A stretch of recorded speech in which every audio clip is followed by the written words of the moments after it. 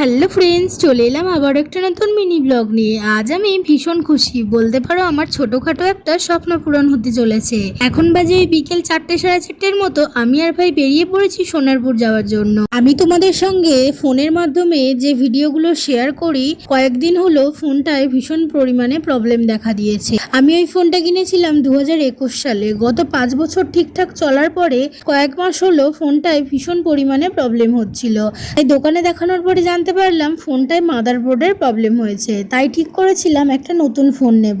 তাই বাবাকে অনেক কষ্টে রাজি করিয়ে আজ ফাইনালি চলে এসেছি ফোন কিনতে। আমরা এসেছিলাম সোনারপুরের টকেটিভ কমিউনিকেশনে। গতবারে আমার ভাইয়ের ফোনটাও এখান থেকে নেওয়া হয়েছিল, কারণ এখানকার স্টাফদের বিহেভিয়ার খুবই ভালো। স্পেশালি এখন ভিডিওর মাধ্যমে যে দিদিকে দেখতে পাচ্ছ, এই দিদির কথা আলাদা করে বলার কিছুই নেই। যাই হোক, ফোনের ব্যাপারে আমি এত কিছু বুঝি না, তাই বগল দাবা করে সৃজন, রূপম আর আমার ভাইকে নিয়ে গিয়েছিলাম। ওরাই আমায় সাজেস্ট করলো মোটোরোলা নেওয়ার জন্য। আমি শুধু চেয়েছিলাম আমার ক্যামেরা কোয়ালিটি একটু ভালো হবে আর যাতে স্পেস পাওয়া যায়। যাই হোক, ফাইনালি আমি মোটোরোলারই একটা সেট নিলাম। আর কি সেট নিলাম তোমরা একটু কমেন্ট করে জানিও। ফোন কেনা ফাইনালি ডান। এবার ভাই ধরেছে আমাদেরকে ট্রিট দিতে হবে, তাই ওদের সবাইকে নিয়ে গিয়েছিলাম মিয়াও মোড়ে। আর যেহেতু শনিবার আমার নিরামিষ, তাই বাইরে কিছুই খাবো না। বাড়ি ফেরার পথে টুকটাক সবজি বাজার আর সবার জন্য মিষ্টি নিয়ে বাড়ি ফিরলাম। সবশেষে একটাই কথা বলতে চাই, বাবা মা পাশে থাকলে সব স্বপ্ন একদিন ঠিকই পূরণ হবে। সবাই ভালো থেকো, সুস্থ